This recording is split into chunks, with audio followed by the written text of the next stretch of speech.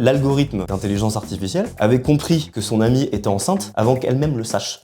Parce qu'elle avait changé son comportement d'achat. Et donc en fait, c'est là... Moi, c'est plutôt ça qui me fait peur, c'est la future débilité de l'humain. Il a demandé qu'est-ce qu'il peut faire s'il a encore un cadavre dans sa cave. Et du coup, 24 heures après, il y a eu la police qui a débarqué chez lui.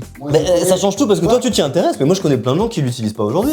Les gens vont demander leurs problèmes de santé à l'IA. À quel point tu fais confiance à une machine? On est pour la première fois dans le monde où tu as des millionnaires à 14 ans. Et pas de réflexion. Limite, tu sais quoi? Limite, ils relisent même pas. Il y a des hommes qui se posent en femmes pour gagner d'argent aux hommes. Les gars, si une meuf vous parle, ça veut dire que non. Et en fait, juste j'ai cloné ta voix et après je te fais parler, je te fais dire ce que tu veux. Et voilà. Qu'est-ce que tu m'as fait dire? Qu'est-ce que t'as fait? Petit à petit, ils rentrent dans notre maison et ils commencent à changer le décor. Dans 5 ans, c'est quoi l'IA? Bah, du coup, on est tous au chômage, comme je disais.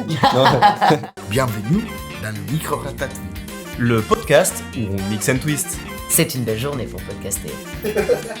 Une fois, j'avais eu un appel comme ça et je lui ai fait. Enfin, j'avais capté que c'était une IA. Ouais. Et du coup, je fais quel modèle d'intelligence artificielle es-tu? Et il commence à me faire je suis ChatGPT 5, machin. Je fais vas-y, c'est bon. C'est fou du coup qu'ils répondent réellement. Ouais, bah si c'est bien fait, il devrait pas répondre, mais celui-là, il était mal fait. C'était au début. Quand on parle de ChatGPT, Midjourney, les voitures autonomes, bah, le monde d'aujourd'hui, il a basculé depuis quelques mois. L'idée, c'est que l'IA, elle est partout. Elle nous aide, elle nous fait peur, mais aussi, elle nous fait poser les mêmes questions qu'il n'a fait poser quand on a trouvé le feu. Du coup, aujourd'hui, dans ce podcast, on va parler de l'intelligence artificielle. Bienvenue au micro-ratatouille. Let's go. Ok. Bon, bah c'est cool de parler de ce petit sujet-là. Ouais. Petit disclaimer pour toutes les personnes qui nous regardent. Dans cette salle, nous avons plus ou moins 2 experts et une pas expert. Je vous laisse deviner qui c'est. Bah, une, du coup. Voilà, tout à fait. Entre guillemets, on va dire ça comme ça. J'aurais plus la voix du peuple, moi, dans ce podcast, on va dire. Et donc, pour commencer, on va rester sur plutôt quelque chose de basique déjà, mais d'une manière un peu twistée. Je veux vous demander comment vous pourriez définir l'IA à un enfant de 10 ans. Bah, l'IA, un enfant de 10 ans, moi, je peux le expliquer que c'est comme n'importe quel outil, comme une fourchette, comme un cuillère, comme un couteau. Du coup, on l'utilise pour créer quelque chose. On ne l'utilise pas pour créer dans le monde réel, dans le monde matériel qu'on a, mais on l'utilise pour créer dans le monde digital. Le monde qu'on vient de créer, ça fait 50 ans. Du coup, voilà. Moi, je pense que c'est comme ça que je l'expliquais. Ok. Si on essaie de plus comprendre comment ça marche dans les tripes, moi je lui poserais la question suivante. Si je te dis salut, comment ça? Qu'est-ce que tu penses que le mot d'après sera? Va. Exactement, salut, comment ça va? Voilà, facile. Mais en fait, c'est ça l'IA, c'est-à-dire que tout ce qui est les chatbots aujourd'hui, les ChatGPT, les Claude, les DeepSeek, etc., en fait, ce sont des logiciels, des algorithmes, on va dire, qui permettent de prédire le mot qui vient après. Après, il y a d'autres IA aussi, donc qui vont être par exemple pour détecter des choses sur des images. Si on veut faire une IA qui détecte par exemple, qui fait la différence entre un chat et un chien, tout simplement on va lui donner 1000 images beaucoup d'images de chiens, on va lui donner beaucoup d'images de chats, en lui disant ça c'est des chiens, ça c'est des chats, et en fait, cet algorithme, quelque part, va apprendre par lui-même qu'est-ce qui fait qu'un chat est un chat et un chien est un chien. Et en fait, il y a une phrase que j'aime bien, mais du coup c'est pas pour l'enfant de 10 ans, mais qui serait que en fait, à l'époque, la manière antique, j'ai envie de dire, de faire avant l'IA justement, c'était qu'en fait on donnait des règles à une machine, et maintenant c'est la machine qui apprend elle-même les règles via de la donnée, tout simplement. Oh, l'enfant de 10 ans aurait compris, je pense. Ouais, bon, peut-être. Et toi? Bah moi je te rejoins plus sur le côté outil. Pour moi c'est plus un outil qui nous aide, nous accompagne, nous facilite la vie. Moi je le vois plus comme ça. Plutôt court mais efficace. Après c'est marrant parce que bon là on le parle de cette manière-là, mais j'ai un peu cette impression que c'est arrivé petit à petit et en même temps d'un coup l'IA, et qu'on est un peu largué avec les évolutions, ça évolue tous les jours, il y a des nouveautés tous les jours, etc. La question se pose en fait de savoir pourquoi est-ce qu'on est largué et à quel point est-ce qu'on peut suivre toutes ces évolutions-là. C'est quoi votre avis là-dessus? Et c'est pour la première fois dans notre existence humaine qu'on commence à avoir une conscience collective.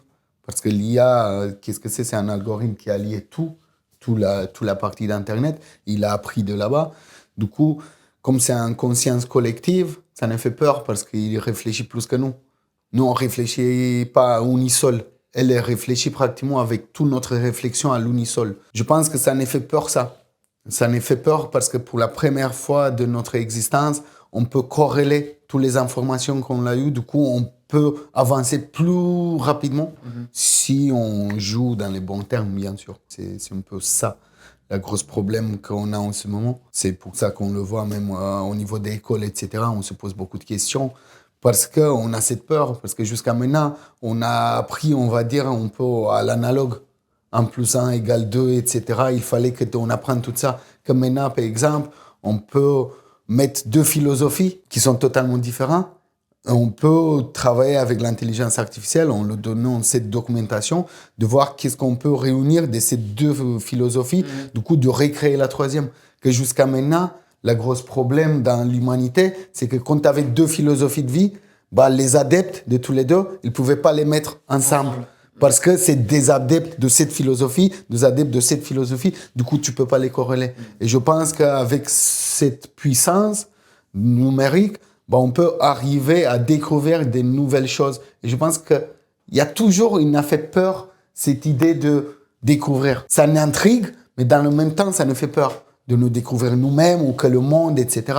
Du coup, dans mon point de vue, c'est un peu ça. Moi, je pense qu'on connaît juste pas grand-chose encore de toute l'IA qui s'est développée, qui est déjà en train de se développer, et où est-ce que ça va aller. Je pense que c'est ça qui fait plus peur aussi, c'est ce truc de c'est tout nouveau, mais ça va quand même très vite. Où ça va et comment on l'utilise, même au quotidien. Mais après, justement, c'est marrant ce que tu dis c'est tout nouveau, mais en fait, finalement, l'IA, quand on regarde, ça fait quand même une vingtaine, trentaine d'années que ça existe dans le monde scientifique, etc., mais que c'était pas du tout développé. Parce qu'en fait, le problème, il n'était pas du tout au niveau des maths ou des découvertes, mais il était plus au niveau en fait du computing, c'est-à-dire de la puissance de calcul qu'en fait on n'avait pas à l'époque. Et donc comme aujourd'hui on arrive à faire des gros serveurs, etc., avec des machines très très puissantes, on peut justement faire tourner ces modèles d'IA, et donc évidemment on les améliore aussi vu qu'on arrive à les faire tourner, mais qu'en fait c'est quelque chose qui existe depuis 30, 40 années si je dis pas de bêtises. C'est en fait ce qu'on appelait à l'époque le machine learning, qui après est devenu le deep learning, donc un peu quelque chose d'un peu au-dessus, on va dire. Mais oui, ça fait 30 ans, 40 ans que c'est étudié, ouais. Ouais, c'est marrant.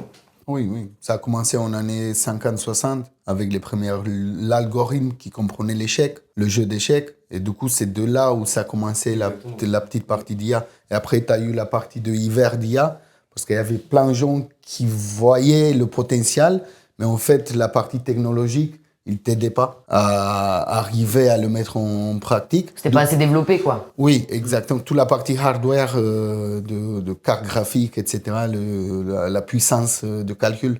Et du coup, on a eu toute cette partie et ça fait depuis 15 ans qu'on a recommencé à le mettre en place. En fait, ils sont jamais arrêtés. Mais maintenant, avec toute la technologie, il peut le mettre en place. Et c'est pour ça nous, on voit qu'aujourd'hui, tout ça change très rapidement.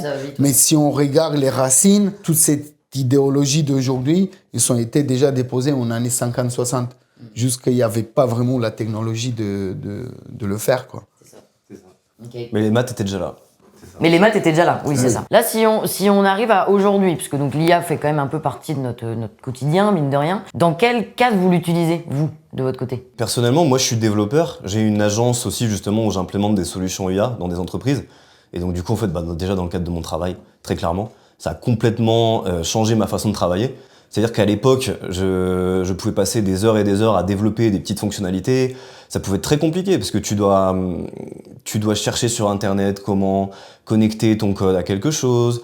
Des fois, tu as oublié quelle fonction, comment ça marche, etc. Enfin, je vais pas rentrer dans les détails, mais c'était beaucoup de lecture et de essayer de comprendre comment marchaient des choses à un niveau très précis. Et en fait, ce qu'une IA sait très bien faire aujourd'hui.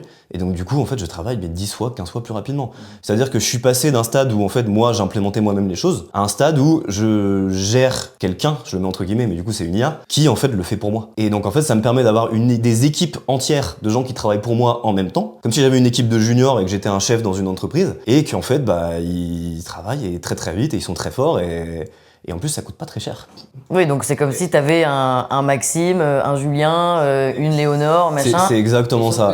Et donc Maxime spécialisé en je ne sais quoi, tu vas me faire ça, Léonore tu vas me faire ça et ils me le font 10 fois plus rapidement qu'un humain. Ouais. Et donc c'est génial. Et après, d'un point de vue plus personnel, on l'utilise tous les jours. C'est-à-dire même nous, par exemple, pour brainstormer des fois sur les podcasts, on l'utilise. J'ai fait ma déclaration d'impôt il y a pas longtemps avec ça. J'ai un exemple qui me vient en tête, c'est une amie à moi qui est en libéral. Et donc elle allait chez des clients et à chaque fois elle doit déclarer aux impôts en fait tous les trajets qu'elle fait. Donc elle va d'un client 1 à un client 2, un client 3, mais des fois c'est le client 1 en premier, après le 3 et le 2. Et en fait elle devait mettre sur sa fiche d'impôt tous les kilomètres qu'elle a fait semaine par semaine comme ça. Et donc c'est un casse-tête pas possible, c'est quelque chose qui peut mettre une après entière. Je lui ai dit, mais attends, te casse pas la tête. Mets tout à ChatGPT, tous tes documents, parce qu'elle avait tout numérisé. Dis-lui de te faire le calcul et il va te le faire. Et c'est ce qu'elle a fait. Et en 10 minutes, elle a fait un truc qui lui aurait pris toute une après-midi. Ouais, c'est fou. Donc franchement, c'est un gain de temps, mais incroyable. Luciano? Je suis assez curieux. Du coup, j'aime bien apprendre des choses. Du coup, je l'utilise dans mon apprentissage. Juste comme ça, j'ai des profs qui m'apprennent. Du coup, je leur donne les données que j'ai, la documentation que j'ai. Et juste comme ça, l'intelligence artificielle, l'algorithme, il va apprendre par ma documentation et du coup, il peut m'expliquer plein de trucs. Et sans cette idée de l'IA, sans l'intelligence artificielle, je ne pense pas que j'arrivais à faire tous mes projets jusqu'à maintenant sur cette forme, parce que j'ai plein d'idées, j'ai plein de réflexions par rapport à plein de trucs. Si j'avais besoin de, par exemple, je vous donne un exemple, je viens de créer une application de cerveau qui donne des fréquences de cerveau. Et du coup, si j'avais besoin de ça, de le créer, ça fait 15 ans quand j'ai eu cette idée, il me fallait déjà 10 personnes qui s'entraident entre eux, qui se connaissent, Qui comprennent. qui comprennent mon idée, qui se comprennent eux entre eux. Et du coup, je pense que c'était au niveau budgétaire, c'était trop dense. Du coup, je ne pouvais pas arriver à le faire. Mais aujourd'hui, avec toute cette intelligence artificielle, je peux développer mon projet. Et je parle ici au niveau des codages. Il y a plein de gens qui ont envie à créer des choses, ils ont des idées, mais ils n'ont pas vraiment cette puissance de langage, parce que c'est des langages différents. Et il y a plein de langages différents, du coup, il faut les structurer, il faut les apprendre. Du coup, pour moi, ça m'aide dans tout ce truc. Et j'ai commencé à travailler sur une autre appli, parce que cette appli de fréquence de cerveau m'a fait réfléchir à des autres trucs. J'ai réussi à faire une appli aussi artistique, parce que je suis artiste aussi, qui va transformer l'image des peintures que l'artiste il fait. Il va le transformer en son. Du coup, une fois que l'artiste il a l'espace visuel, il peut transformer l'espace visuel dans un espace unique et sonore. Okay. Pour ses vernissages. Et aussi, une fois que j'ai fait ça, je vais le sortir dans pas longtemps, j'ai commencé à réfléchir à un autre truc, parce que j'ai trouvé des anciennes études où, avec des fréquences, on peut générer des aminoacides qui peuvent générer de la protéine. Et du coup, en ce moment, je suis en train de réfléchir et de travailler sur ça. Mais du coup, sans cette partie d'intelligence artificielle, je ne pouvais pas avoir vraiment cette intelligence collective. Oui, et aussi rapide aussi. Parce que j'ai pu trouver des réponses et des gens et des scientifiques assez rapides par rapport à mes demandes. Que si c'était avant, il fallait déjà trouver le mail, il fallait déjà envoyer des mails, voir s'ils répondent. Et en plus, avant, c'était juste de téléphone, c'était même pas vraiment l'Internet comme maintenant au niveau de social media. C'est assez dingue aujourd'hui qu'on peut parler avec tout et n'importe qui et on peut envoyer des messages. Du coup, voilà. Pour moi, c'est un peu ça. Et toi, tu l'utilises comment au quotidien? Moi, je l'utilise autant dans le pro que dans le perso. Moi, je suis donc social media manager, photographe et vidéaste, donc plus ou moins axé dans le monde du marketing et de la créa. Aujourd'hui, les outils que j'utilise pour ma post-prod ont tous de l'IA dedans. Même typiquement, surtout que ce soit dans la photo. Aujourd'hui, il y a une petite tache sur une image que je veux enlever.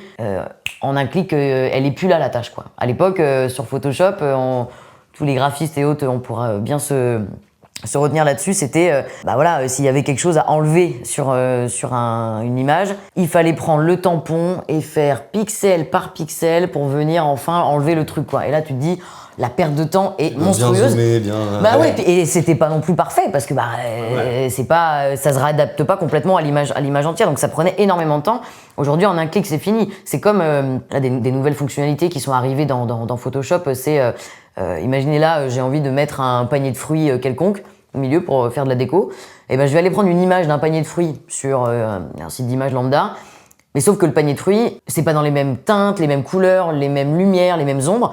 Et en fait, je peux le sélectionner et demander à l'IA de l'adapter par rapport à l'image dans laquelle je viens la positionner. Et en fin de compte, d'un coup, paf, c'est comme si elle était déjà implantée dedans. Moi, je trouve ça absolument dingue comme outil. Donc ça. Après, dans le cadre de la vidéo, beaucoup aussi, il y a énormément d'outils pour l'IA. Nous, par exemple, dans le cadre du podcast, on utilise un outil d'IA, parce qu'on a le long format qu'on met sur YouTube, tout ça, mais après, pour avoir tous les petits clips, les petits formats, plutôt que moi, je fasse le montage de plein de petits clips, on a une IA qui le fait pour nous, et qui génère automatiquement des micro-clips vidéo avec les sous-titres intégrés, avec un titre intelligent, avec lequel on peut programmer, il nous crée une description lui-même, etc. Enfin, c'est vraiment très développé. Donc là-dessus, c'est plutôt cool, quoi. Après, j'ai plein d'autres éléments dans le cadre de mon boulot, mais voilà, je vais pas rentrer trop dans le détail non plus. Et dans le perso, c'est sur plutôt des éléments du quotidien, pour chercher si j'ai des idées en tête, pareil pour m'aider à structurer mes idées, si j'ai des listes, je sais pas, je dois partir en voyage pendant tant de temps, je peux demander à une IA par exemple de dire ok, donne-moi par catégorie qu'est-ce qu'il faut pas que j'oublie d'emmener avec moi, par exemple. Voilà, ça je vais l'utiliser pour ce genre de choses, quoi. Vraiment, franchement, c'est plutôt pas mal. Moi qui adore faire des listes, tu vois, typiquement, je suis ravi d'avoir ce genre d'options pour être sûr. Mais ça reste des trucs génériques, mais auxquels t'as pas forcément pensé, c'est ça. Ouais. Enfin, en général, j'ai quand même la tête pour pas oublier, mais bon. Ouais, mais typiquement, moi qui suis tête en l'air, tu vois, je sais que, Enfin, je vais pas dire que tête en l'air, mais oui, c'est ça. Donc là-dessus, voilà, dans du quotidien, plutôt des trucs comme ça, quoi, d'accompagnement et qui me facilite un peu la vie, autant dans le pro que dans le perso. Voilà, c'est pour moi outil de facilitation simple, quoi. Ok, mais du coup, on voit qu'on utilise de l'IA un peu partout. Oui, absolument. Et pour n'importe quoi. Oui, pour n'importe quoi aussi. Du coup, on est un peu, dans mon point de vue, à la limite entre l'utilisateur outil pour être vraiment efficace, mais aussi on commence petit à petit à perdre son autonomie. Du coup, qu'est-ce que vous pensez de ça? Je pense qu'en fait, il y aura les mauvais et les bons élèves. C'est-à-dire que j'aime bien prendre cet exemple, par exemple, de l'étudiant qui doit faire une dissertation. Et aujourd'hui, il y a beaucoup de gens qui disent « Ouais, mais les enfants, maintenant, ils vont être bêtes parce qu'ils utilisent l'IA et en fait, ils font du copier-coller. Ils font leur disserte avec ça et voilà, c'est fini. Paf, paf, mets-moi une bonne note, quoi. » Mais sauf que il y a les gens qui vont utiliser l'IA de cette manière, et c'est vrai, et c'est dommageable, je suis d'accord. Mais il y a aussi les gens qui seront peut-être un peu plus curieux, et l'IA peut être un très bon support, ou un prof, ou un coach, vois ça comme tu veux, pour par exemple écrire la dissertation. C'est-à-dire que si tu lui demandes, attends, là j'aimerais bien creuser plus ça, attends, là, dis-moi plus comment on pourrait faire ça, fais-moi un support visuel pour justement parler de ce sujet-là, etc., etc. C'est un outil qui est quand même énorme. Mais je pense que depuis la nuit des temps, il y a eu des gens qui sont un peu plus curieux et qui veulent creuser, et il y a eu des gens un peu plus feignants, et que finalement c'est juste l'utilisation qu'on en fait le problème, et c'est pas vraiment l'outil en soi. Oui, tout à fait, mais moi je parle plutôt de cette idée que en faisant ça, c'est con de pas utiliser l'outil, parce que c'est ça l'idée aussi. C'est si tu veux utiliser un tronçonneuse pour couper du pain, c'est faisable. Oui. Mais la perte d'énergie et l'embrouille que tu vas avoir avec tes voisins à 7h du matin quand tu coupes avec ta tronçonneuse ou un fil de pain, ça va pas. Il y a de la perte aussi sur le pain. Tu vois. Du coup, moi, qu'est-ce que je voulais vous poser avec cette question, c'est quand on sait qu'on a besoin d'utiliser vraiment l'IA et quand on va utiliser les autres ressources, les autres outils qu'on a eu jusqu'à maintenant. Parce que j'ai l'impression que c'est un outil qui est arrivé et qui commence à dévaloriser absolument tous les autres outils juste parce qu'il a la force de générer de textes et d'avoir l'impression, nous, qu'il y a quelqu'un qui nous parle. Parce que c'est ça aussi. C'est pour ça que ça fonctionne très, très, très bien, l'intelligence artificielle, parce que tu as l'impression qu'ils nous ont appris pendant 15 ans à parler sur le téléphone, par message, etc.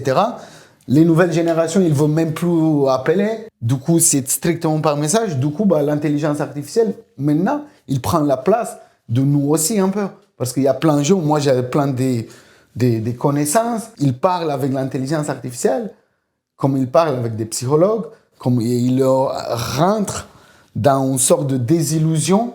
Ils sont arrivés à parler pour tout. Oui.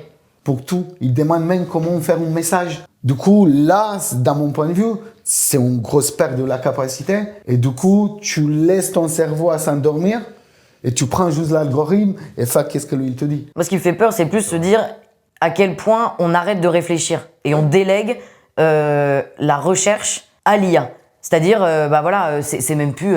c'est comme, je sais pas, l'exemple de...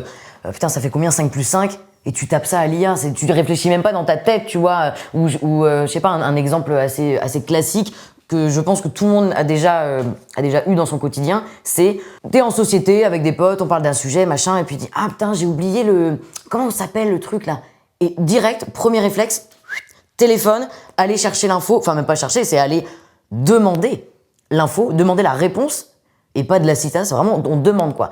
Et moi, des fois, dans ce genre de situation, je fais non, laisse ton téléphone, réfléchis avant. Si vraiment tu trouves pas l'info, ok, on peut aller la chercher. Comme avant, on allait sur pareil, Wikipédia, Google, prendre l'info.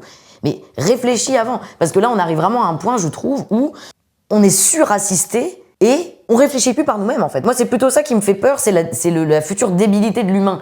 Ne plus vouloir chercher. Idiocratie. Oui. Non, mais c'est vrai. Oui. Tu vois, un exemple, les mots fléchés. J'adore faire des mots fléchés, moi, par exemple. T'imagines si j'étais devant mon mot fléché? Ça va, c'est super les mots fléchés. Ça fait travailler le cerveau. T'imagines si j'étais devant mes mots fléchés et que pour chaque définition, j'allais demander à ChatGPT la réponse? À quoi ça sert de faire des mots fléchés, du coup, par exemple? Là, tu perds le concept, tu vois. Bah oui. C'est aussi un truc vachement intéressant quand on va s'arrêter à utiliser l'intelligence artificielle, c'est les coûts cachés. C'est les coûts cachés par les grosses entreprises qui développent ça, du coup, qui sont bien subventionnés par les États membres. Du coup, tu ne vas pas vraiment voir les coûts cachés. Moi, je suis en train de créer maintenant une extension web pour le Chrome et pour les autres sites moteurs de recherche pour voir vraiment à chaque fois que tu t'écris avec une intelligence artificielle ou s'il y a des sites qui utilisent l'intelligence artificielle, à chaque fois que tu rentres sur cette chaîne de sites, il te fait un calcul de qu'est-ce que tu as consommé réellement, les coûts cachés. Et du coup, on parle de l'énergie, parce que nous, on sait juste l'énergie que nous, on consomme avec l'ordinateur ou le téléphone à la maison, mais on ne connaît pas l'énergie qu'il consomme le serveur, etc. Du coup, il y a ce coût caché, il y a aussi le coût de l'eau, parce qu'il faut rafraîchir tous les serveurs. Du coup, ils utilisent de l'eau buvable, de l'eau douce. Potable, merci. Aussi, on a encore un coût qui est vachement intéressant, c'est le coût des humains qui sont derrière toute cette intelligence artificielle. Parce que, je ne sais pas, à 100 demandes, il y a aussi un humain qui va rentrer en rapport, voir si les demandes sont vraies ou pas. Parce que l'intelligence artificielle, il apprend encore. L'algorithme, il apprend encore. Du coup, comme il y avait en années 80 des humains qui restaient des journées entières, il y avait des boulots où tu restais 12 heures écrire des livres pour l'IA. Du coup, tu avais un livre normal et il fallait que tu l'écris manuellement et que tu le dis qu'est-ce que c'est. Okay. Juste comme ça, il l'apprenait parce qu'il était dans le système d'apprentissage. Et du coup, tu as plein des humains, même aujourd'hui, qu'on parle pour les caméras où on dit que c'est l'IA qui ne voit.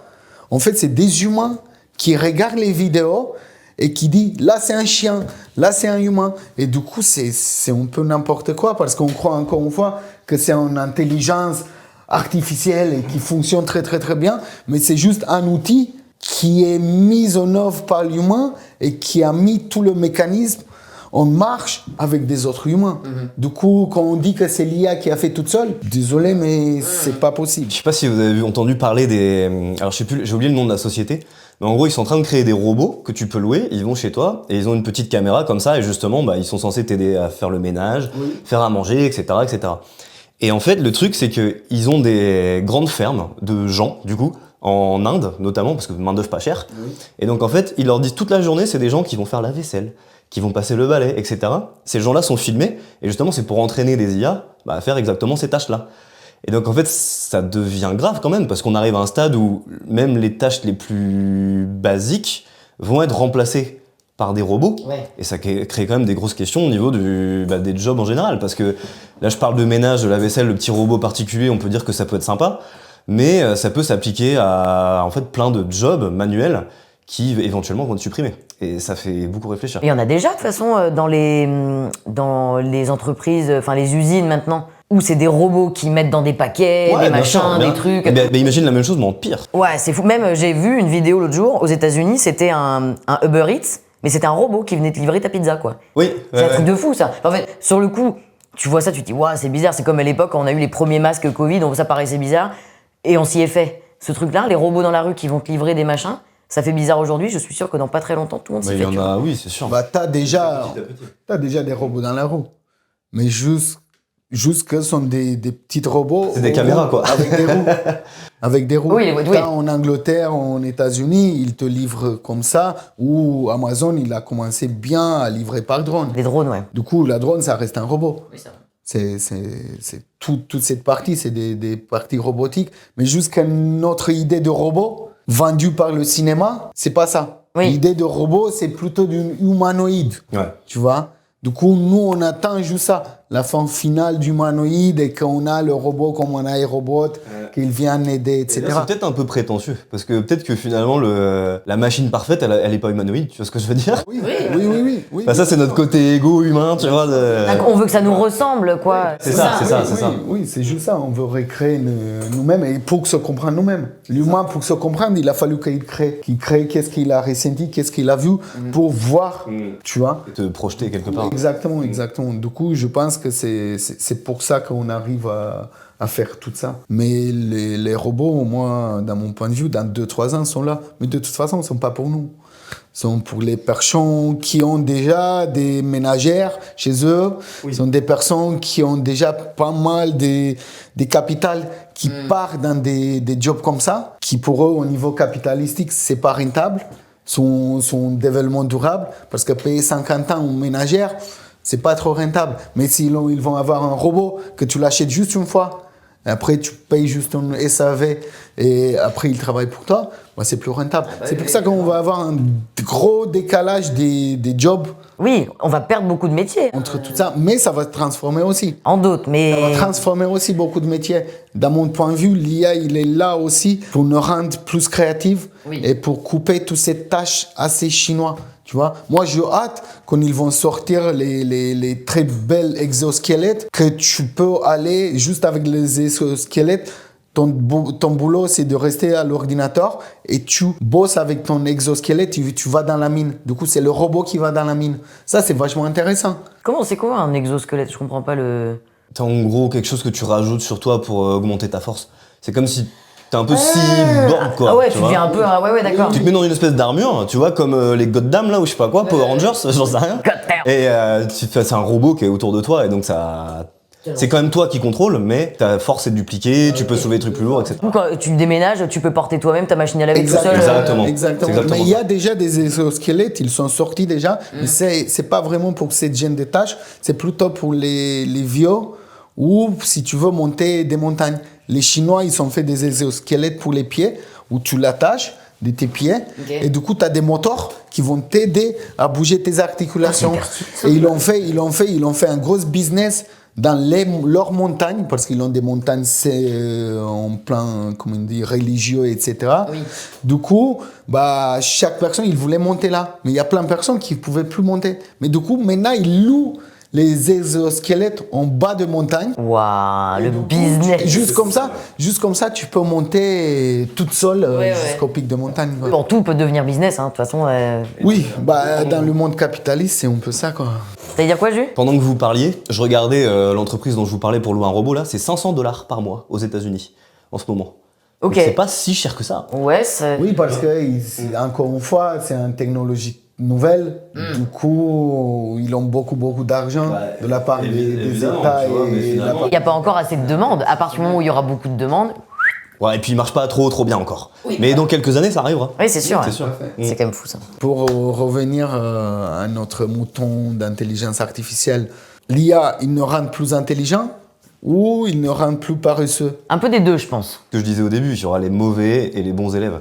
Si tu veux utiliser l'IA pour approfondir un sujet donné, elle peut t'aider, elle peut devenir ton coach, elle peut devenir ton prof.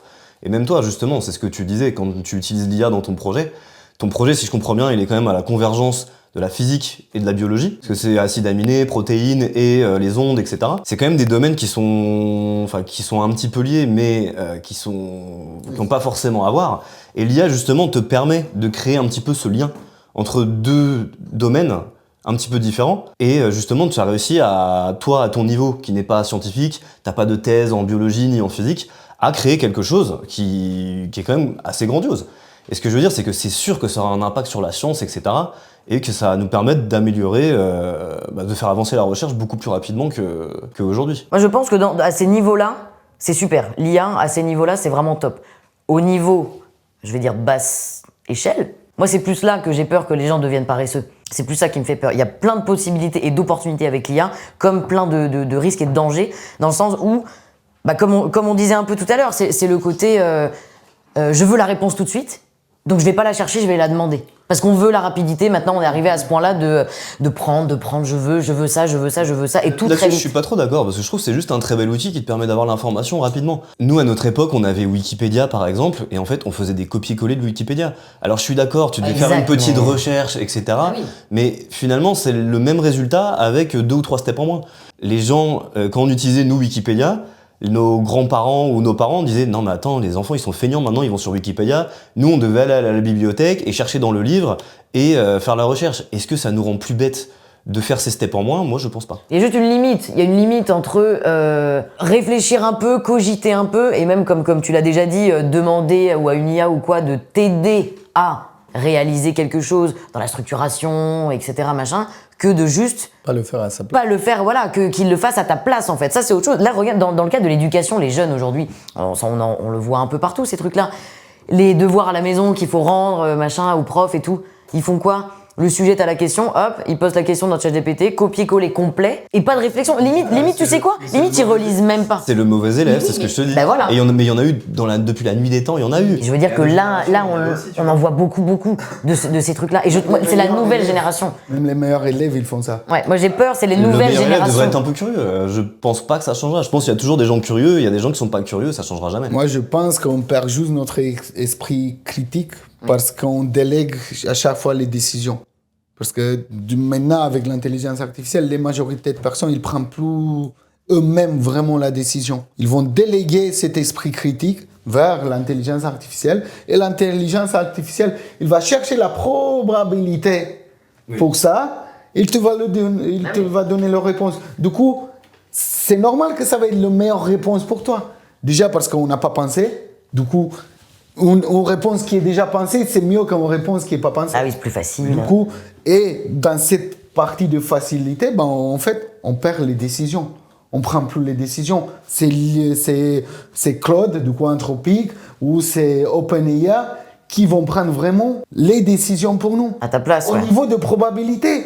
Du coup, la manipulation douce, elle s'intègre directement dans notre masse. Parce qu'il peut dire on va commencer en France de la partie politique pour le nouveau présidentiel. C'est vrai que par contre là-dessus, t'as raison. Il peut exister des petits algorithmes cachés qu'on ne les connaît pas, nous, parce que c'est une entreprise privée qui va dire, de maintenant, quand ça va parler de politique, essaye de mettre plutôt le biais sur le droit ou sur la gauche, ou essaye de faire un amalgame de tous les deux. Et du coup, avec tout ce pouvoir, ça peut changer une mentalité de toute une génération, de toute une communauté. Alors là-dessus, je suis complètement d'accord avec toi. Parce qu'il y a des grosses boîtes, en plus, quand on regarde l'argent qu'ils ont levé, on sait très bien que ça va avoir des impacts sur des manipulations de masse, parce que c'est des milliards de milliards. On sait très bien que les gens qui sont derrière, ils n'ont pas forcément notre intérêt en tête. Mais ça existe déjà. Sur Instagram, sur TikTok, tout ce qu'on regarde, etc., on est déjà influencé. Alors je dis pas que du coup c'est excusable, bien évidemment que non. Mais ça change pas le fait qu'il faut en avoir conscience, il faut faire de la prévention là-dessus. Oui. Mais en fait c'est inévitable dans tous les cas, malheureusement. Si t'arrives pas à prendre du recul dessus, si tu te fais imprégner, moi j'ai un exemple très concret de un gars connaissant un gars que je connais de très loin, qui était à la base une personne plutôt chouette, plutôt sympa, avec des bonnes valeurs, etc. Et il y a eu un moment où cette personne, je crois que c'est un peu enfermée, a dû scroller légèrement sur les réseaux sociaux, et l'algorithme a commencé petit à petit à lui mettre des contenus racistes, anti-femmes, violent, nanana, etc., avec des propos super durs et S'il tout. allait vers là, c'est sûrement qu'il était déjà un petit peu comme ça. Je sais pas, mais le problème, c'est que du coup, tu peux devenir, avoir une mentalité d'une mauvaise personne, un peu, changer complètement d'avis. Alors après, bon, s'il y en a qui aiment ça, bah, tant mieux, tant pis pour vous. Je sais même pas où je dois me placer en termes d'avis là-dessus. Mais et là, on parle pas que, genre par exemple, d'extrême droite dans la politique. C'est vraiment carrément une pensée, même humaine, et de respect de l'un ou de l'autre ou pas. Et ça, moi, je trouve ça très triste, tu vois, d'arriver à ce point-là et de se dire, par l'influence de ces vidéos-là, cette personne est devenue comme ça. Parce que on a été checker les comptes que cette personne suit. Ouais. C'est que ça.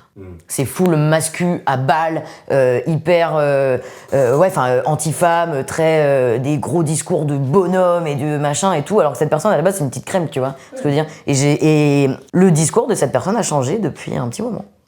L'isolation. Ah ben absolument. Ça, c'est l'isolation. Et aussi, on voit maintenant, surtout la partie de social media, la plus grosse problème, c'est qu'elle commence à mourir au niveau humain. On est juste à 20-25% d'humains sur les social media. On reste juste d'algorithmes qui est connecté à l'intelligence artificielle, du coup, qui crée en continu non-stop. Tu peux programmer ça avec 100-200 euros par mois.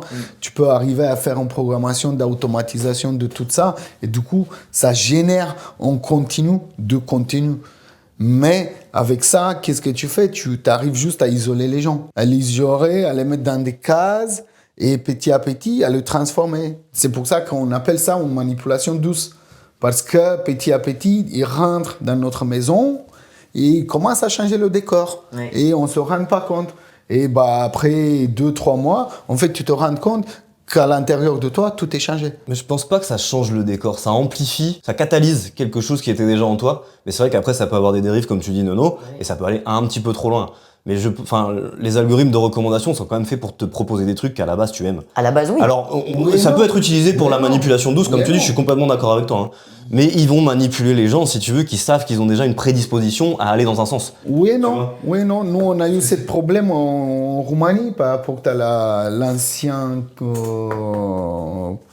parti présidentiel, les élections présidentielles. On a eu cette partie où les robots, du coup, la partie d'intelligence artificielle, les robots, ils postaient sur toutes les pages possibles, de tous les candidats possibles. Les fermatrolls. Tu vois? Et du coup, même les personnes qui regardaient juste les trucs de gauche, par exemple, ou les trucs démocratiques, pro-européennes, etc., ils se retrouvaient entourés de toute cette partie de souverainisme, etc. Et du coup, au bout de 3 mois, les personnes qui avaient une réflexion pro-démocratique, elles commençaient à se douter. C'est vrai. Parce qu'il y avait trop de ça. Du coup, c'est une manipulation douce. Parce que je viens dans ta maison et je te mets une affiche avec Bardella. J'étais en train de penser. Là, en 6 mois, je te jure que quand tu vas le voir, tu vas sourire. T'es habitué, quoi. Parce que tu es habitué à ça. Je pensais à l'algorithme de recommandation de ce que TikTok ou Instagram va te proposer. Mais après, t'as raison, il y a tous les commentaires qui vont derrière, les gens, et la manipulation, elle peut être faite comme Bien ça. sûr, c'est bien vrai. sûr. L'algorithme, maintenant, il n'est pas fait juste pour la partie de vidéos que tu postes. Ouais, c'est vrai. Il y a un réseau de racines de tout, de comment tu cherches, si tu as regardé plus de 3 secondes ou pas. C'est ça. Il y a plein des paramètres de calcul qui le fait très vaste et qui on le comprend plus. Ça me fait penser à une histoire, ça. Quand j'étais en Espagne, j'avais travaillé, c'était un des premiers projets dans ma boîte. En fait, j'étais dans une boîte de consulting et du coup, on faisait de l'IA, machin. Et donc, on avait bossé pour une grosse boîte de supermarché. Et en fait, le mec avec qui je bossais, du coup, c'est celui qui gérait tout ce qui était carte de fidélité. Et donc, en fait, ils avaient plein de données sur tous les gens, qu'est-ce qu'ils achetaient, quand, etc. Nanana. Et lui, il avait pas le droit de le faire, mais il avait regardé en gros les données d'une bonne amie à lui. Et il me disait qu'il avait, en fait, l'algorithme d'intelligence artificielle avait compris que son amie était enceinte avant qu'elle-même le sache. Parce qu'elle avait changé son comportement d'achat. Et donc, en fait, c'est là, tu vois, et c'est un truc de malade. Et en fait, c'est pour ça, quand les gens, ils me disent « Ouais, j'ai rien à cacher, moi je m'en fous, je donne toutes mes données, etc. » Faut faire très attention, parce que vous vous rendez pas compte jusqu'à quel point la donnée que ces entreprises peuvent avoir sur vous peuvent vous conditionner, ils savent tout sur vous. Et c'est vraiment beaucoup plus qu'on le pense. Jusqu'au point où ils savaient qu'elle était enceinte. Elle le savait pas. Je trouve ça fou. Parce peut-être qu'elle avait acheté des fraises, je sais plus, mais son comportement d'achat avait changé. Stéréotype de fou. Et en fait, non mais oui, mais après on reste humain et on est tous câblés de la même manière, même si on est unique, hein, tu vois ce que je veux dire. C'est vrai. Et du coup, en fait, son comportement d'achat avait changé, donc on l'avait mis dans la catégorie femme enceinte. Et en effet, 2 mois après, il s'est rendu compte qu'elle était enceinte. Et c'est fou. Donc faites attention avec votre partage de données. Si l'IA, il fait tout à la perfection, quelle place il reste pour l'humain, pour nous? Une fois que l'IA, il va s'intégrer bien dans notre société, parce que maintenant, il est en transition, on voit bien, mais une fois qu'il est intégré dans notre société, c'est où la place pour nous? Si elle fait déjà, elle va faire tous les trucs chiantes, répétitives, etc. Il faut plus que tu mettes toutes tes écritures dans Word ou dans Excel parce qu'il t'a déjà écouté, il a mis en direct, etc. Du coup, où c'est notre place? Est-ce que on va pas juste avoir la possibilité de faire d'autres choses qu'on prenait pas le temps de faire aussi? Est-ce que c'est positif ou négatif? C'est surtout ça la question, quoi. Ça dépend si, dans mon point de vue, ça dépend si on se rend un peu indépendant de ça. Ça veut dire qu'on l'utilise dans les tâches qu'on a l'utilisé, mais par contre, dans toutes les autres tâches, on essaye d'utiliser des autres outils. Oui. Et je pense que notre place, ça va arriver dans l'écosystème des trucs manuels. Dans l'écosystème où on crée avec notre main. Ok, un robot, il peut faire des nouvelles recettes, par exemple, de nourriture. Pas trop, parce qu'il ne connaît pas vraiment les goûts. Il peut avoir tout l'algorithme, etc.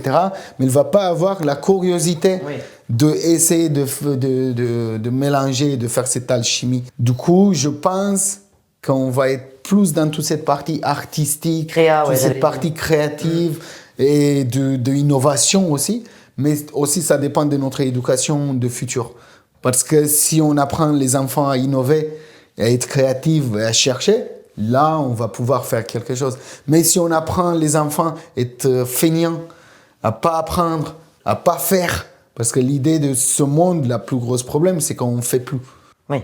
C'est ça, on achète tout, on fait plus. Tu vois, on n'a même plus le droit à dessiner son t-shirt parce que non, il faut qu'il y ait quelqu'un d'autre qui le fait mieux que nous. C'est vrai. Du coup, je pense qu'il faut qu'on se donne le droit de créer des choses et là, on va être bien. Sur le côté créa, c'est intéressant que tu parles de ça dans le milieu artistique.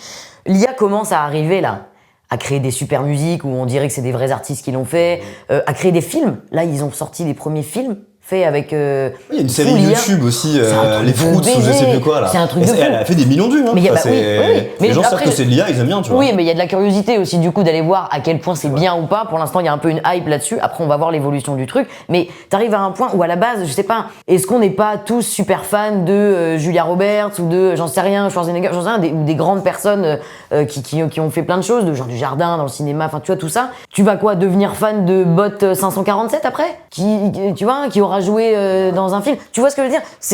Moi, j'arrive à un point où je me dis, les gens veulent revenir à de l'authentique quand même maintenant, depuis que l'IA a pris une énorme place, tu vois. Je suis pas aussi optimiste que toi. Parce que regarde, si tu regardes un peu ce qui se passe en Asie, par exemple, en ce moment, j'ai vu des pop stars qui sont complètement faits par de l'IA. Tout le monde le sait et tout le monde est OK avec ça. Et donc, tu vas à un concert, t'as des milliers et des milliers d'Asiatiques, du coup, qui sont en train de regarder un hologramme, en train de danser. Et tout le monde adore. Ils sont fans de ça. Et eux, si tu veux, au niveau de la technologie, ils ont 15 ans, 20 ans d'avance sur nous. Je pense que ça arrivera ici. C'est notre culture. Non, comme je dis aussi, on est juste en transition avec l'IA. Du coup, il n'a pas pris vraiment la place. Du coup, qu'est-ce qu'il va faire? Il va juste changer l'industrie. Ça veut dire que nous, on a cette truc en Roumanie. On a le premier IA qui a signé avec la plus grande maison de musique de Roumanie. Okay. Et c'est un mec qui a créé ça. Il a trouvé en fait un livre de poésie de 1800, des chansons gypsies.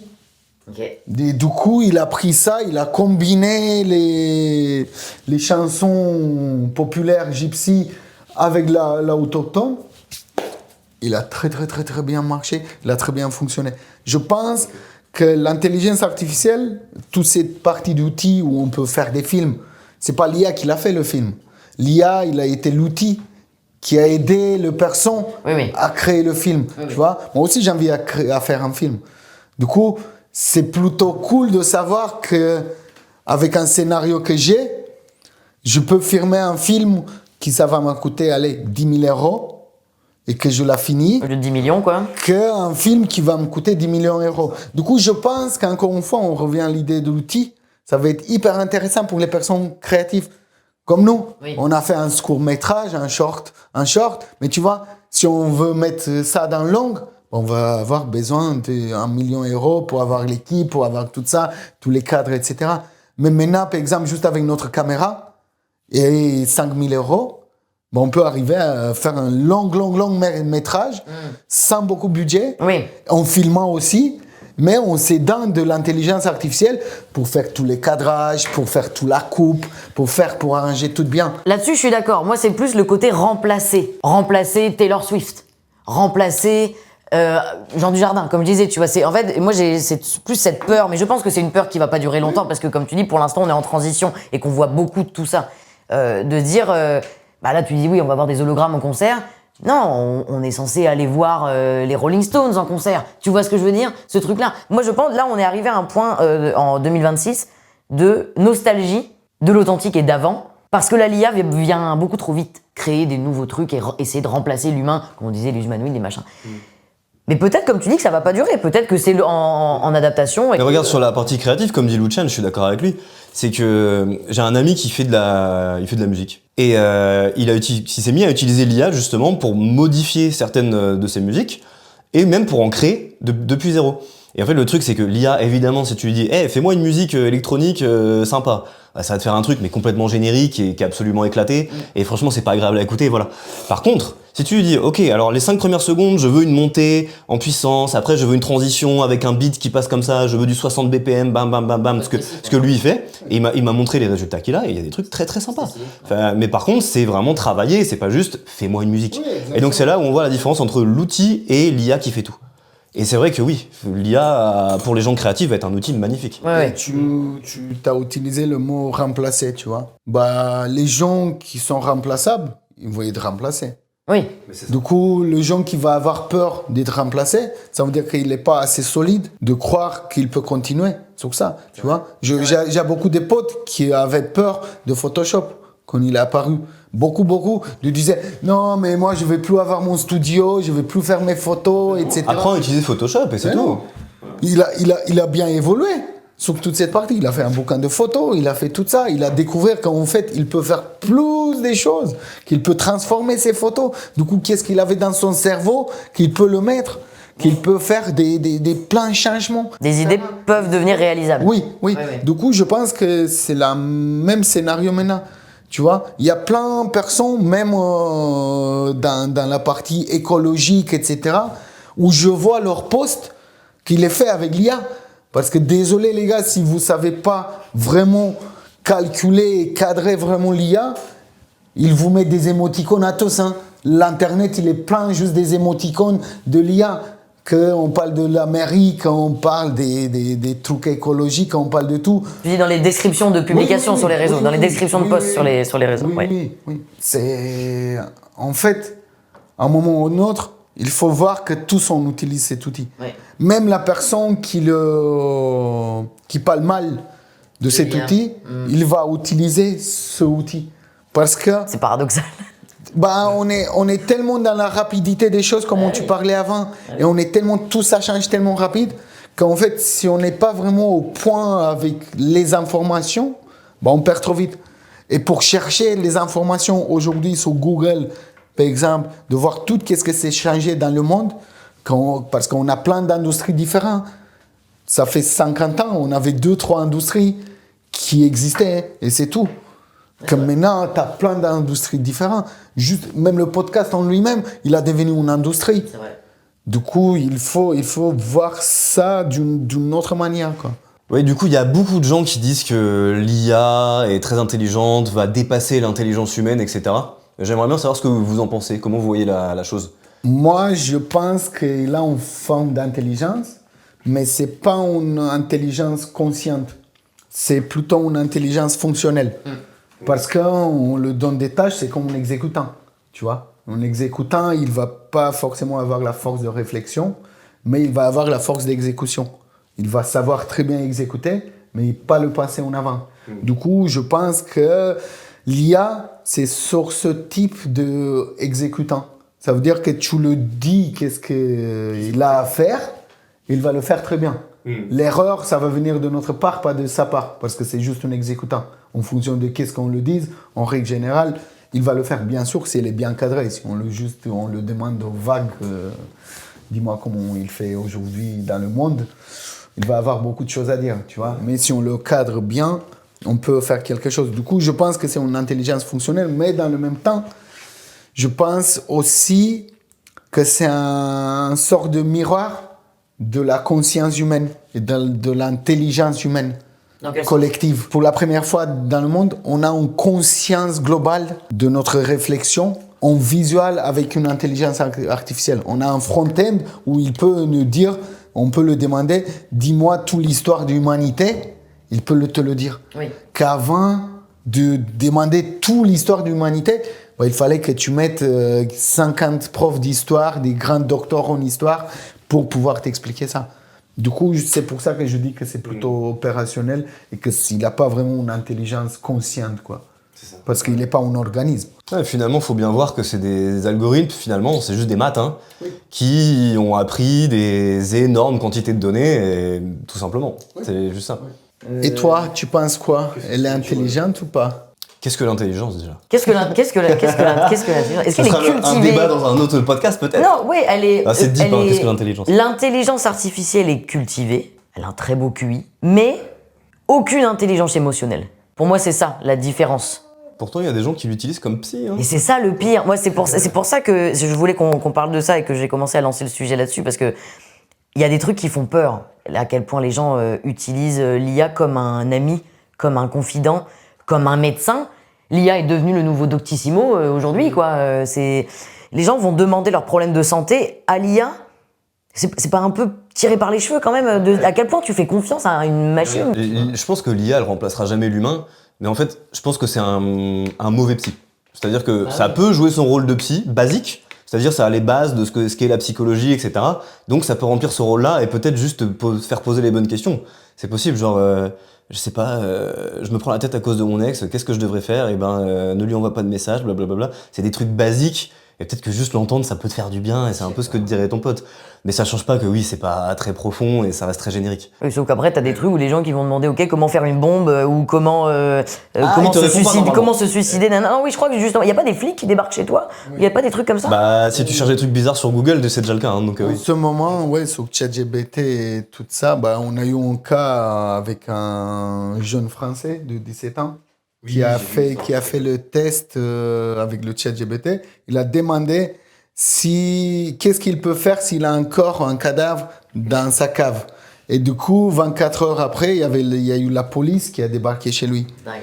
Parce que maintenant, le ChatGPT et les autres, il peut appeler directement la police et annoncer s'il y a des cas graves. Bah après, c'est pas l'IA qui appelle directement, c'est la boîte qui chope le log et qui l'envoie. Mais qui veut bien dire que les données sont bien prises en compte, analysées mot par mot, quoi.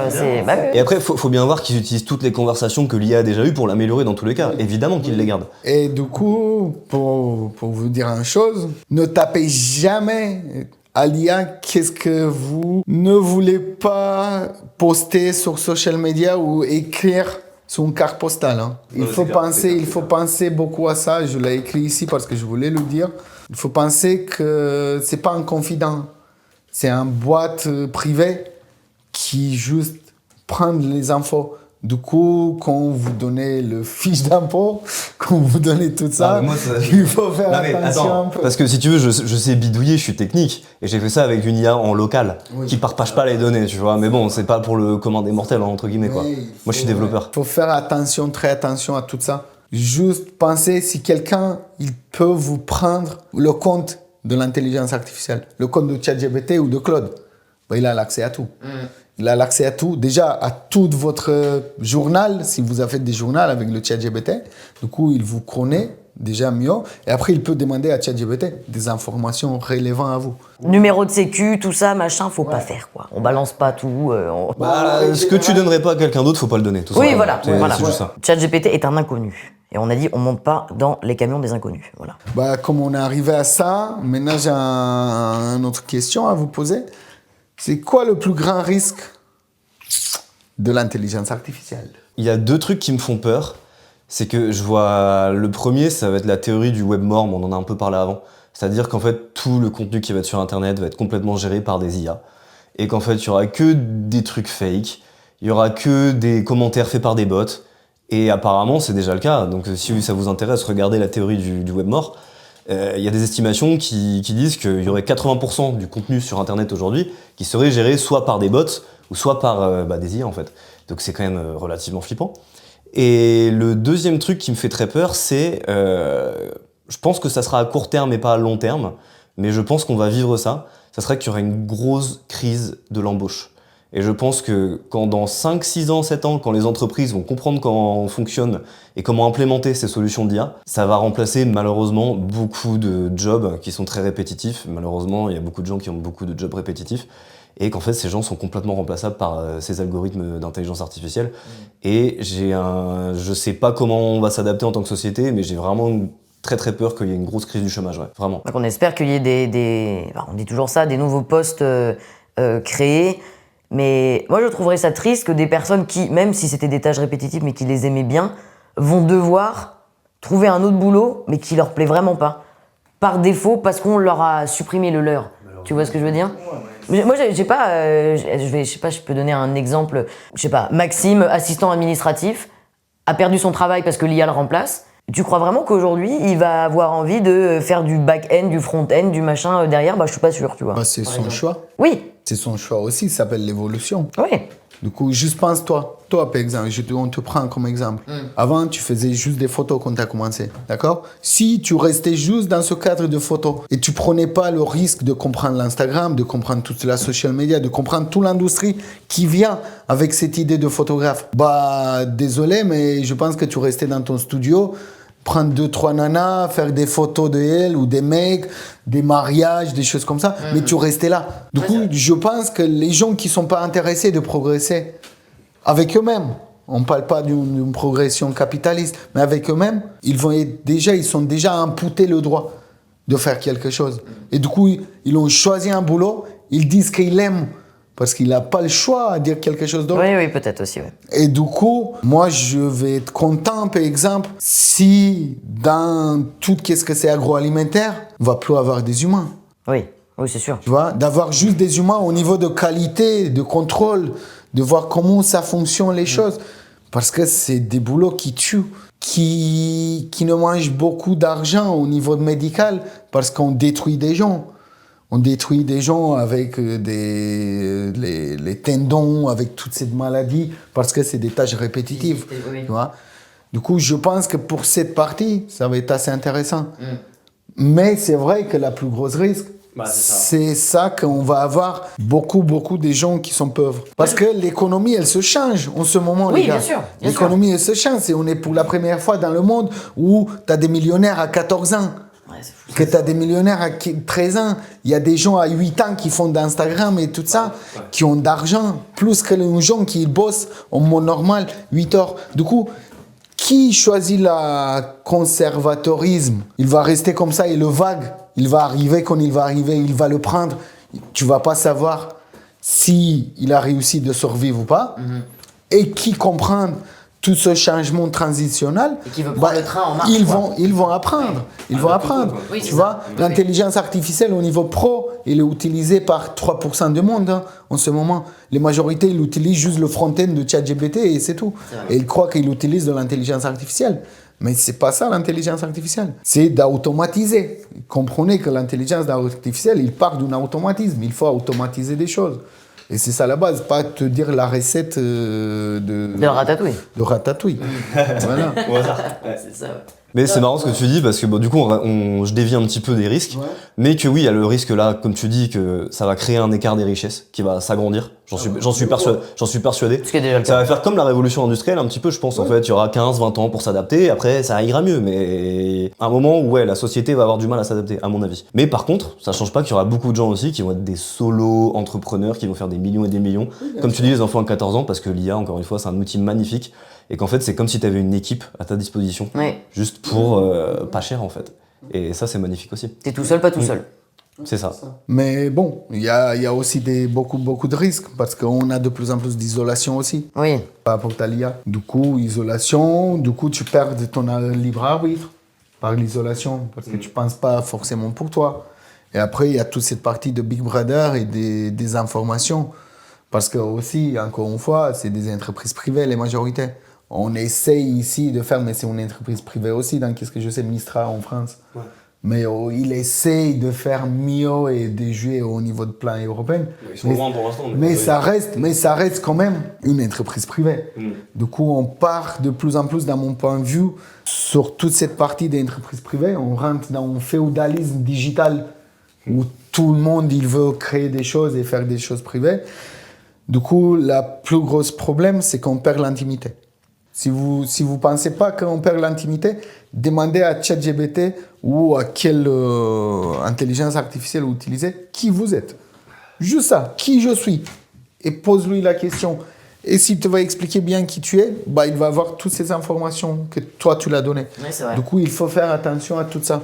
Et attends, t'as pas que ça. T'as même juste dans le quotidien des gens qui vont tomber amoureux de l'IA, qui vont faire en sorte que ça devienne leur amoureux, leur petit ami, leur machin, qui s'envoient des mots d'amour, des trucs, même des robots qui tombent amoureux des robots, qui se marient avec une IA. Enfin, on arrive à un point où un autre humain, il veut plus sortir avec quelqu'un, il sort avec une IA à la maison. Tu penses pas que tu penses pas que c'est des cas extrêmes et que à l'époque j'avais vu une nana qui s'était mariée avec un arbre. Il y en a une autre qui s'est mariée avec un train. Enfin, c'est une personne de 10 millions et mais c'est vrai que ça existe. C'est la bêtitude humaine. Enfin, c'est vrai qu'il y a ce problème. Je ne pense pas que c'est de la part de femmes parce que vous n'avez pas toute cette... c'est pas que vous n'avez pas le besoin, mais nous, on cherche plus sur cette partie de pornographie, par exemple. Sexuelle, et tout ça, sexuel. Du coup, le plus gros problème en ce moment avec l'intelligence artificielle, c'est qu'il y a des hommes qui se posent en femmes pour gagner d'argent aux hommes. Du coup, c'est un problème assez bizarre dans mon point de vue. Attends, pour expliquer ce que tu dis, c'est qu'en fait, il y a des hommes du coup, qui dansent et avec justement du deepfake, ils arrivent à se faire passer pour une femme très sexy. En gros, c'est ça le truc. Ça veut dire qu'il peut montrer ses parties intimes, il peut poser dans n'importe quelle position, il peut faire qu'est-ce qu'il veut. Et vous croyez que c'est une femme. Du coup, faites attention à tous les arnaques qu'il existe sur Internet. Quand vous voyez qu'il y a une belle femme qui vous répond en premier, qui vous parle en premier. Les gars, si une meuf vous parle, ça veut dire que non. Ça n'existe pas trop ça. Par contre, un truc qui a été bien dans l'utilisation de ça récemment, il y a un gars qui, avec une IA, aller sur un site de rencontre ou de je sais plus quoi, machin, et l'IA qui était à sa place devant lui, c'était une petite fille, une gamine, un enfant. Il a réussi à mettre la main sur un pédocriminel grâce à ça. Il s'est fait avoir en faisant passer pour une fille. Il s'est fait avoir, le mec. Il a affiché ça sur les réseaux et le mec s'est fait avoir, alors que c'était pas la première fois qu'il faisait ça. Là-dessus, bon, il y a ce truc-là. Donc maintenant que les gens sont au courant, qu'il y aurait moins de pédocriminalité, j'espère. Il y en aura toujours quand même, mais s'il y a cette possibilité... oui, parce que à travers un écran, on sait pas qui est derrière. Hein. Les gens qui vous mettent des commentaires, des machins, vous savez pas qui c'est. Hein. Les gens qui vous envoient des messages, des trucs, vous savez pas qui c'est. Hein. Derrière un écran, c'est toujours beaucoup plus facile. Hein. Faut faire gaffe à ça aussi. Hein. Encore plus aujourd'hui, du coup.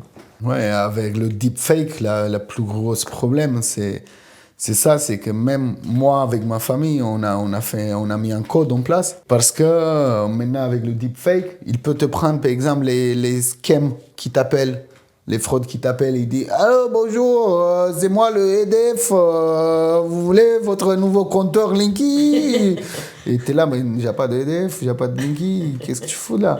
Et du coup, tu parles. Mais quand t'as parlé, t'as enregistré ta voix, il a enregistré ta voix, et après, il peut créer avec, à la base de texte, il peut créer des nouvelles demandes et il a ta voix. Et du coup, il peut appeler ta mère, par exemple, de dire « Allô maman, oui, c'est Noémie, j'ai eu un accident ou j'ai un problème d'argent, il me faut 1000 €, j'ai perdu mon RIB, j'ai perdu tout ça, envoie-moi sur ce nouveau RIB. » Et du coup, ta mère, elle va croire que c'est toi parce que c'est ta voix, t'as son numéro. Du coup, elle te va envoyer sur ce RIB et du coup, le mec, il a gagné 1000 € en 5 minutes. En se faisant passer par moi. Oui. C'est ça, et c'est méga dangereux. Et pour que vous vous rendiez bien compte, Luchan, je t'avais montré, Noémie, on avait pris un de tes vocaux que tu nous avais envoyé sur WhatsApp, sur le groupe qu'on a. C'est un WhatsApp de 15 secondes. Et en fait, juste, j'ai cloné ta voix et après, je te fais parler, je te fais dire ce que tu veux. Tu vois ce que je veux dire? Et voilà. Qu'est-ce que tu m'as fait dire? Qu'est-ce que t'as fait? Mais rien de méchant, t'inquiète pas, j'ai fait un OnlyFans avec toi. Ah, super. Non, mais tout ça pour dire que 15 secondes, vraiment 10 secondes, 15 secondes de voix suffit vraiment à cloner une voix de manière très crédible. Oui, puis tu peux me faire dire n'importe quoi. Bien sûr, vraiment. Et en anglais, en chinois, en tout ce que je veux. Je peux te faire lire un test de A à Z et dire que c'est toi qui l'as fait, 400 pages. Et dans une autre langue si j'ai envie, tu vois. Tu l'as ou pas? Sur moi, là, non. Est-ce que tu pourras le récupérer et on le postera plus tard, si on retrouve juste pour voir si vraiment c'est... Et encore, j'ai pas utilisé le meilleur des modèles. En plus, c'est ça qu'il faut voir.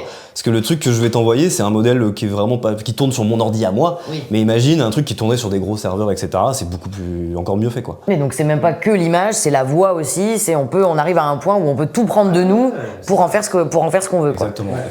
Faire très attention à ça, ouais.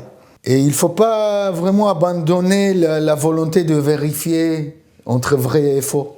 Parce que j'ai l'impression qu'on commence à perdre de plus en plus notre volonté de différencier le vrai du faux et aussi d'avoir l'art de rien à foutre parce que si c'est vrai ou faux. Du coup, là, on perd de plus en plus notre esprit critique, qu'on se laisse de plus en plus ça. C'est vrai, le confort, il est beau. C'est cool de pas penser, c'est cool de pas faire des mouvements, c'est cool de juste rester. Le cerveau, il veut ça. Mais c'est cool aussi de te connaître toi-même, pas juste de connaître l'extérieur. Avec l'intelligence artificielle, social media, tout ça, on arrive à connaître juste les extérieurs et juste les bons côtés. Il n'y a pas grand monde qui poste leurs mauvais côtés sur toutes ces parties. C'est vrai. Réfléchissez, utilisez cette IA comme un outil. À bon escient. Intelligemment. Oui, il ne faut pas oublier que c'est une forme de contrôle douce aussi. Ils ont un front-end extraordinaire. Du coup, tu as l'impression que tu parles avec ton meilleur pote à chaque fois. Je pense que tous, on a tombé un peu dans cette illusion à un moment ou un autre avant de se réveiller et voir. Et n'oubliez pas l'idée de public-privé. N'oubliez pas à qui vous envoyez toute cette information. Vous envoyez en boîte privée qui vendent après cette donnée à des autres boîtes qui font du marketing, qui font de publicité. Du coup, une fois qu'il a votre profil, il peut l'envoyer à tous. Et du coup, dans votre cadre de social media, etc., vous voyez tout ce que vous avez désiré dans votre discussion avec l'intelligence artificielle. Arrêtez de dire que vous n'avez rien à cacher. Parce que vous imaginez même pas jusqu'à quel point les algorithmes comme ça peuvent vous manipuler. Et même si vous pensez que vous n'êtes pas manipulable, on vous recommande des choses. Et la manière dans laquelle on va vous proposer une promotion à un moment donné est adaptée à votre profil, etc. Et même si encore une fois on est tous uniques, on rentre quand même dans des cases. On a tous le même cerveau qui marche de la même manière. Et on a tous les mêmes biais cognitifs. Et on est plus manipulable qu'on le pense. Donc faites attention à ça, ouais. Parce que c'est une sorte de prison dorée, quand même, cette intelligence artificielle, où on croit qu'on a plein de liberté, mais en fait... On nous manipule, d'une certaine manière. On peut nous manipuler d'une certaine manière si on ne fait pas attention. Et justement, pour conclure et terminer ce podcast, j'ai une question ouverte. Dans 5 ans, c'est quoi l'IA ? Du coup, on est tous au chômage, comme je disais. 5 ans, parce que là, je dis dans le sens où, récemment, tout est allé très vite d'un coup. Mais dans 5 ans, on en est où, par exemple, quoi ? On va pas être en chômage en 5 ans, mais je pense qu'il existe une grosse chance. Les majorités des États, ils testent déjà depuis plusieurs années le revenu universel. Ils ont fait des groupes des 1000 personnes dans différents États pour tester et voir vraiment si la personne, s'il va avoir ce revenu universel, il va faire des conneries ou il va faire des trucs créatifs et de bien-être pour lui. Tu vois, il va avancer ou il va dégraisser. Et du coup, ils sont encore en plein test avec ça. Mais moi, je pense que comme toute cette partie technocrate, il va arriver, on va avoir de plus en plus d'automatisme. ils vont être obligés, pour pas qu'on coupe encore des têtes, parce que la masse, on a bien aimé, que c'est français, roumain, etc., on a bien aimé couper des têtes, quand ça va pas. Moi, ça manque un peu peut-être en ce moment. Du coup, je pense retour à la qu'au niveau manipulatif, qu'est-ce qu'ils vont faire? Ils vont faire un truc qu'on n'a jamais eu. De dire, je vous donne d'argent gratuit pour rester chez vous et pour faire qu'est-ce que vous voulez. Oui. Parce qu'une fois que toutes les usines, ils vont être automatisées, tu vas plus avoir des travailleurs qui viennent t'aider couper la tête de sardine ou de choses comme ça, parce qu'on a tout cet automatisé. Bah là, on perd quelque chose. Mais dans le même temps, on va gagner, dans mon point de vue, toutes ces libertés de recréer des autres trucs. De pouvoir se mettre en communauté, si on arrive à se faire des communautés, et travailler et créer des autres projets. Je pense que ça va être un bel futur. On va avoir des robots aussi, on va avoir des chips dans le cerveau. Ça fait On peur. va avoir plein des connexions. On est en bon transit sur le cyberpunk, où déjà il y a des gens, il y a plein de gens sur Internet, parce qu'ils ont déjà des imprimantes 3D à la maison. Tu vois que ça fait 5 ans, c'était pas trop faisable tout ça. Ils ont ça, ils ont l'intelligence artificielle. Tu peux t'acheter des pièces électroniques, etc. Du coup, tu peux arriver à faire des logiciels modulables, des ordinateurs modulables, qu'avant, c'était pas possible. Avant, tu avais besoin juste d'une entreprise de masse qui produit ça pour tout le monde. Et du coup, je pense qu'on va avoir plus de liberté, mais qui dit plus de liberté, dit plus de responsabilité aussi. Parce que la liberté, il vient avec une responsabilité. On voit bien la différence entre un enfant et un adulte. Un adulte, il a plus de liberté, mais putain, il a plus de responsabilité aussi. Parce que c'est lui seul qui va décider. C'est vrai. S'il va boire plus, s'il va se droguer, s'il va manger plus, s'il va courir. C'est sa obligation et son liberté. Quand un enfant, il est plutôt dirigé. C'est vrai. Du coup, il faut faire attention à toute cette forme quand on met en place. Et encore une fois, ça parle de notre éducation. Des outils, on a eu et on va continuer à avoir plein. L'idée, si on a envie ou pas à s'éduquer, ça vient de nous, de l'intérieur. Pas des outils, pas je sais pas quel logiciel qui va t'aider. Si tu t'envies pas, c'est comme le docteur. Il peut te donner la fiche avec tous les médicaments, mais si tu le prends pas, tu prends pas. Ça fonctionne C'est pas. ta responsabilité. Et toi, Jules? Je pense que ça sera plus dans 20-30 ans qu'on aura quelque chose comme ça.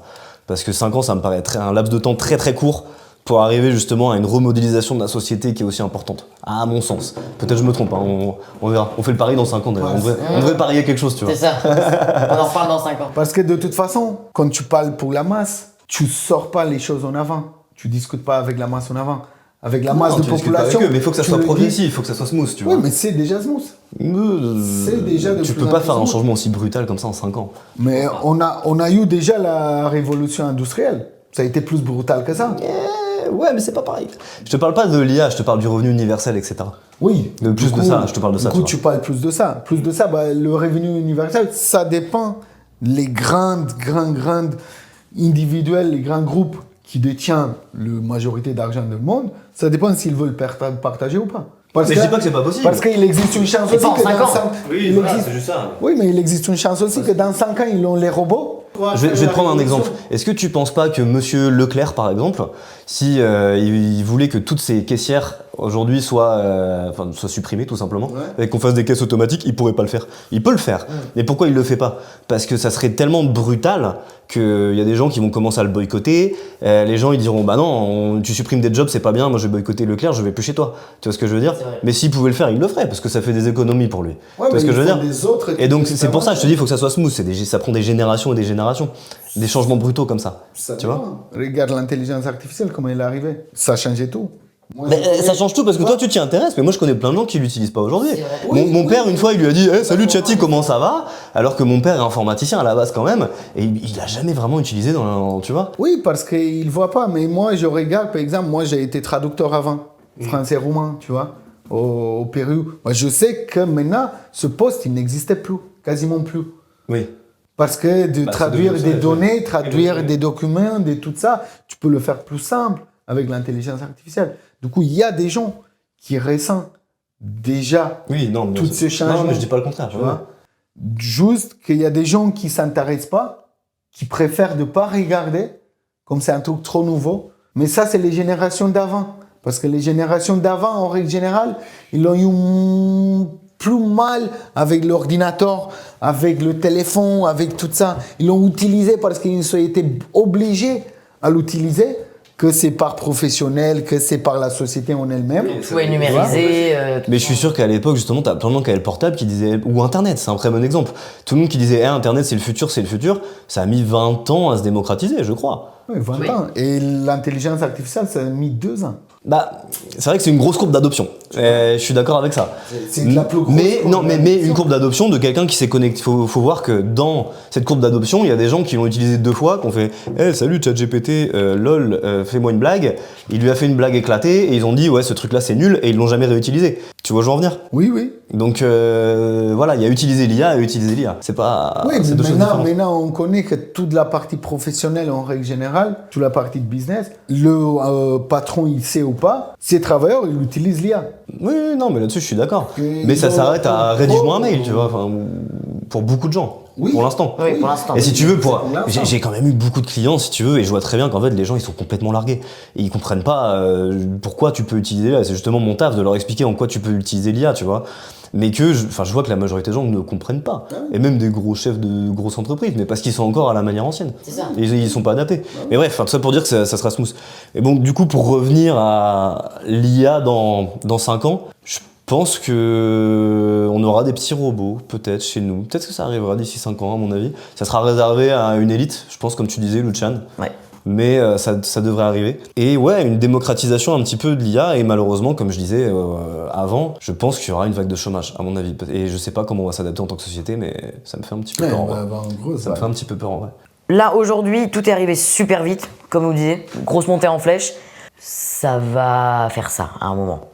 Même si ça va continuer à monter, on sera plus dans les infos. L'IA fera un peu partie de notre quotidien sans que ce soit la nouvelle hype, la nouveauté. Ça, on sera dedans déjà. On sera dedans. Les petits robots, moi j'y crois à 15 000%. Et que dans 5 ans, on s'y sera fait. Moi je pense que l'IA, on s'y sera fait. Il y aura peut-être des voitures autonomes aussi, maintenant que j'y pense. On va avoir des autres... Plus quoi, plus de voitures J'aimerais autonomes. bien plus de voitures autonomes, etc. Bah, dans 5 ans, les téléphones qu'on le voit maintenant, ils vont plus exister. Tout le système d'opération, opérationnel déjà dans le système, il va changer. Et maintenant, il étudie, il travaille les parties oculaires pour créer un écran que tu le mettes sur la comment il s'appelle les trucs que tu mets Une lentille. Une lentille. en lentille. Black Mirror en Et fait. du coup, Un des épisodes de Black Mirror, c'était ça. Hein. Ouais, mais ça va arriver. de toute façon, toutes ces idées de grandes séries, de grands trucs qui viennent et qui te le mettent en face au TV, ils te le mettent pour te préparer pour qu'est-ce qu'ils vont sortir après.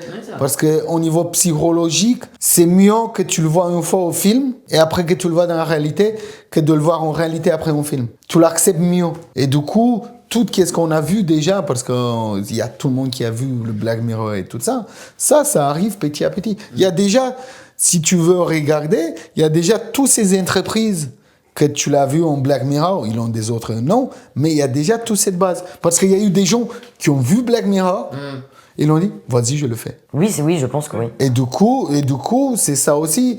L'idée de film, c'est que de donner des symboles à des idées. Et c'est une manipulation douce où tu crois que c'est ton idée. Mais en fait, c'est pas ton idée, il y a quelqu'un qui t'a manipulé pour le faire. Et croyant que c'est ton idée. Franchement, c'est pas que le cas, mais ça peut ouvrir à des opportunités de business ou voilà, autres, c'est ça. on va dire d'évolution. Bien sûr. Bon, cette conclusion était beaucoup plus longue que prévu, mais au c'est final, on a. C'était une conclusion de débat. De toute façon, je pense que si ça ne tenait qu'à nous, qu'à vous, on pourrait encore en Ah, on parler pourrait débattre pendant pendant des heures longtemps. et des heures, mais Et je pense que vous, à la maison, c'est pareil. On rentre pas dans le format. On rentre plus dans le format. J'ai 15 heures de montage derrière. Super. Alors, qu'est-ce que vous utilisez, vous, comme intelligence artificielle À la maison, au travail. Et qu'est-ce que vous Mais pensez? c'est vrai que j'aimerais bien savoir si les gens l'utilisent au quotidien ou si vraiment, c'est comme je disais, que la plupart des gens l'utilisent pas. Parce que j'ai vraiment l'impression que les gens en dehors du business l'utilisent vraiment pas. Dans les commentaires, dites-nous, envoyez-nous des messages, ça va être intéressant. Merci d'avoir regardé ce 3e podcast sur l'intelligence artificielle. N'oublie pas, share, commente et abonnez-vous. Partage et abonnez-vous. Ça nous donne de la force. Et on se verra... Pour l'algorithme d'IA. Pour l'algorithme d'IA, on se verra dans un prochain épisode du Micro Ratatouille. Merci. Ciao, bye bye.